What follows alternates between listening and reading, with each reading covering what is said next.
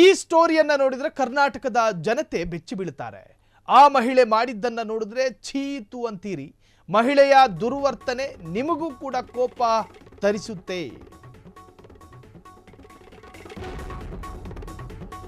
ಆ ಮಹಿಳೆ ಮಾಡಿದ್ದನ್ನ ನೋಡಿದ್ರೆ ಛೀತು ಅಂತೀರಿ.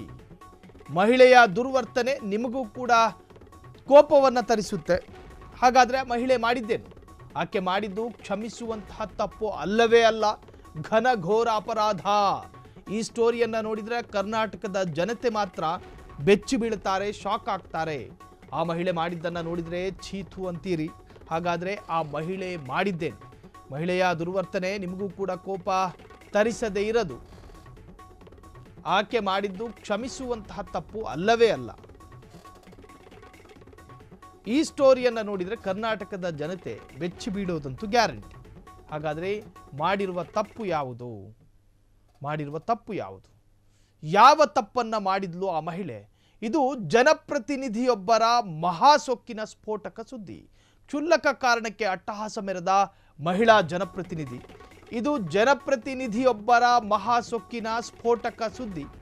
ಕ್ಷುಲ್ಲಕ ಕಾರಣಕ್ಕೆ, ಒಂದು ತಾತ್ಸಾರವಾದ ಕಾರಣಕ್ಕೆ ಅಟ್ಟಹಾಸ ಮೆರೆದ ಮಹಿಳಾ ಜನಪ್ರತಿನಿಧಿ.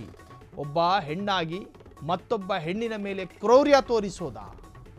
ಮಹಿಳಾ ಪಿಡಿಒಗೆ ಚಪ್ಪಲಿಯಿಂದ ಹೊಡೆದ ಗ್ರಾಮ ಪಂಚಾಯಿತಿ ಸದಸ್ಯೆ. ಮಹಿಳಾ ಪಿಡಿಒ ರತ್ನಮ್ಮಗೆ ಅಪಮಾನ ಮಾಡಿದ ಶಾಂತಮ್ಮ. ತಾನು ಹೊಡೆದಿದ್ದಲ್ಲದೆ ಪುತ್ರ ಭೀಮೇಶ್ನಿಂದಲೂ ಕೂಡ ಹಲ್ಲೆ ಮಾಡಿಸಿದ್ದಾರೆ. ಕೊಪ್ಪಳ ಜಿಲ್ಲೆಯ ಯಲಬುರ್ಗಾದ ಹಿರೇಮ್ಯಾಗೇರಿ ಗ್ರಾಮ ಪಂಚಾಯಿತಿ ಸದಸ್ಯೆ ಆಕೆ. ತನ್ನದೇ ಪುತ್ರನಿಗೆ ಆಸ್ತಿ ಪತ್ರ ಮಾಡಿಕೊಟ್ಟಿದ್ದೇ ಪಿಡಿಒ ತಪ್ಪು ಮಾಡಿದ್ದು. ಪಿಡಿಒ ಮೇಲೆ ದರ್ಪ ಮೆರೆದ ಗ್ರಾಮ ಪಂಚಾಯಿತಿ ಸದಸ್ಯೆ ಶಾಂತಮ್ಮ. ಇದು ಜನಪ್ರತಿನಿಧಿಯೊಬ್ಬರ ಮಹಾ ಸೊಕ್ಕಿನ ಸ್ಫೋಟಕ ಸುದ್ದಿ. ಕ್ಷುಲ್ಲಕ ಕಾರಣಕ್ಕೆ ಅಟ್ಟಹಾಸ ಮೆರೆದಂತಹ ಮಹಿಳಾ ಜನಪ್ರತಿನಿಧಿ ಒಬ್ಬ ಹೆಣ್ಣಾಗಿ ಮತ್ತೊಬ್ಬ ಹೆಣ್ಣಿನ ಮೇಲೆ ಕ್ರೌರ್ಯ ತೋರಿಸೋದು ನಿಜಕ್ಕೂ ಕೂಡ ಅಕ್ಷಮ್ಯ. ಗ್ರಾಮ ಪಂಚಾಯಿತಿ ಸದಸ್ಯೆ ಮಹಿಳಾ ಪಿಡಿಒಗೆ ಚಪ್ಪಲಿಯಿಂದ ಹೊಡೆದಿದ್ದಾರೆ. ಮಹಿಳಾ ಪಿಡಿಒ ರತ್ನಮ್ಮಗೆ ಅಪಮಾನ ಮಾಡಿದ ಶಾಂತಮ್ಮ.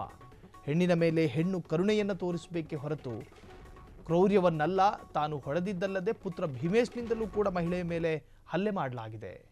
ಸೊ ಇಲ್ಲಿ ಆಕೆಯ ಮೇಲೆ ಹಲ್ಲೆ ಮಾಡಲಾಗಿರುವಂತಹದ್ದು ಹೆಣ್ಣಾಗಿ, ಅದು ಕೂಡ ತಪ್ಪು. ಜೊತೆಗೆ ತಾನು ಹೊಡೆದಿದ್ದಲ್ಲದೆ ತನ್ನ ಮಗನ ಜೊತೆ ಭೀಮೇಶ್ನ ಜೊತೆಯೂ ಕೂಡ ಹೊಡೆಯೋದಕ್ಕೆ ಕರೆ ಕೊಟ್ಟಿದ್ದಾರೆ. ಭೀಮೇಶ್ ಕೂಡ ಆಕೆಯ ಮೇಲೆ ಹಲ್ಲೆ ಮಾಡೋದಕ್ಕೆ ಮುಂದಾಗಿದ್ದಾರೆ. ಇದು ಮಹಿಳೆಯ ಮೇಲೆ ಆದಂತಹ ಕ್ರೌರ್ಯದ ಬಗ್ಗೆ ಈಗಾಗಲೇ ಆಕ್ರೋಶಗಳು ಕೂಡ ವ್ಯಕ್ತವಾಗಿದೆ. ಪರ ವಿರೋಧ ಚರ್ಚೆಗಳು ಕೂಡ ಶುರುವಾಗಿರುವಂತಹದ್ದು.